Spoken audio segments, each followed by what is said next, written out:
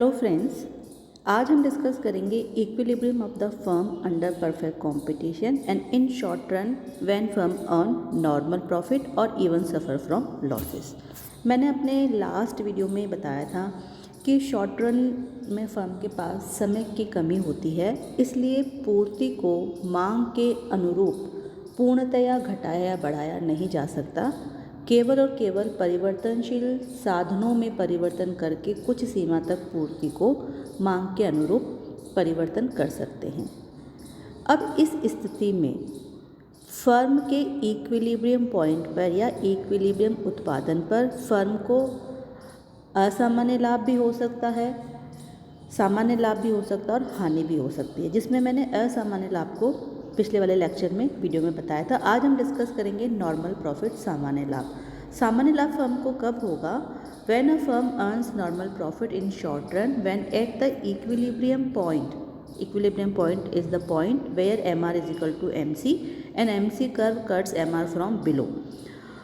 Firm's average revenue is equal to average cost. Equilibrium point पर अगर firm की average cost और average revenue बराबर है तो फर्म नॉर्मल प्रॉफिट अर्न करेगी, जिसे हम बोलेंगे सामान्य लाभ या न लाभ और हानि की स्थिति। इसे ग्राफ के द्वारा हम समझ सकते हैं। ओ एक्स एक्सिस पे हमने लिया है उत्पादन की मात्रा को और ओ वाई एक्सिस पे लिया है आगम और लागत को।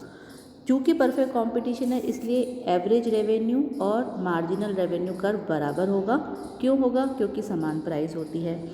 और चूँकि पूर्ति को हम मांग के अनुसार परिवर्तन नहीं कर सकते, इसलिए जो पूर्ति वक्र है वो अपना पूर्णतया लोचदार होता है। अब हमें यहाँ पे देखना इक्विलिब्रियम पॉइंट। इक्विलिब्रियम पॉइंट कहाँ होता है? Where M R cuts M C curve cuts M R from below. तो ये एम सी कर्व है, इसने एम आर कर्व को ई पॉइंट पे काटा है नीचे से ऊपर की ओर। तो ये हमारी पहली कंडीशन को पूरी कर इक्विलिब्रियम की कंडीशन को पूरी करता है और ओ क्यू उत्पादन की मात्रा हमारा हो गया इक्विलिब्रियम आउटपुट। अब हमें इस इक्विलिब्रियम आउटपुट पे एवरेज रेवेन्यू को और एवरेज कॉस्ट को कंपेयर करना है। तो एवरेज रेवेन्यू हमारी क्या है? एवरेज रेवेन्यू हमारी है ई क्यू, और यही ए सी कर्व भी यहीं पर है, तो यही हमारी क्या हो जाएगी? एवरेज कॉस्ट भी। तो चूँकि एवरेज कॉस्ट और एवरेज रेवेन्यू दोनों बराबर है, तो इस स्थिति में फर्म अर्न नॉर्मल प्रॉफिट। इसे मैंने एक्सप्लेनेशन के फॉर्मेट में लिखा है कि equilibrium point of the firm is equal to E because here MR is equal to MC and MC curve cuts MR from below, जो कि हमारे पिछले वाले ये हमने यहाँ पे ये E पॉइंट आया था, क्योंकि यहाँ पे MC को MR ने नीचे से ऊपर की ओर काटा है। तो इक्विलिब्रियम आउटपुट क्या हो जाएगा? OQ। ये वाला इक्विलिब्रियम आउटपुट हो गया OQ। Now at equilibrium output average revenue क्या है? OP या QE। आप देखिए जो इक्विलिब्रियम आउटपुट पे AR क्या है? ये EQ या OP, ठीक है।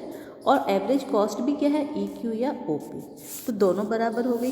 तो because at equilibrium output average revenue is equal to average cost, hence firm earns normal profit, ठीक है। अब एक कंडीशन हो सकती है in short run a firm में even suffer from minimum losses. Minimum loss कब होगा? जब इक्विलिब्रियम पॉइंट पर एवरेज रेवेन्यू से ज़्यादा एवरेज कॉस्ट होगी। अब इसे हम ग्राफ से समझते हैं। उत्पादन की मात्रा ओ एक्स एक्सिस पे हमने उत्पादन की मात्रा लिया और ओ वाई एक्सिस पे कॉस्ट और रेवेन्यू लिया है। ये अपना एवरेज रेवेन्यू और मार्जिनल रेवेन्यू कर्व है और इक्विलिब्रियम पॉइंट ई होगा, क्योंकि यहाँ पे एमसी ने एमआर को नीचे से काटा है। तो ये हमारी दोनों कंडीशन होती है और ये हमारा इक्विलिब्रियम आउटपुट है। अब हमें इस इक्विलिब्रियम आउटपुट पे एवरेज कॉस्ट और एवरेज रेवेन्यू को कंपेयर करना है। तो हम देख रहे हैं कि एवरेज रेवेन्यू तो हमारे EM है, लेकिन एवरेज जो कॉस्ट है वो आप देखिए ऊपर है, तो हमने इसी रेखा को ऊपर बढ़ा देते हैं और ये हमें मिल जाएगा एवरेज कॉस्ट। तो हमारा जो एवरेज कॉस्ट है वो है BM। एवरेज कॉस्ट किसके बराबर हो गया? BM के बराबर।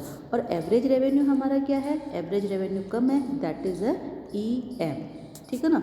तो यहाँ पे क्या है? एवरेज कॉस्ट ज़्यादा है, यानी कि प्रति इकाई को उत्पादन करने की लागत प्रति इकाई से प्राप्त होने वाली आगम से ज़्यादा है, तो फर्म को लॉस होगा।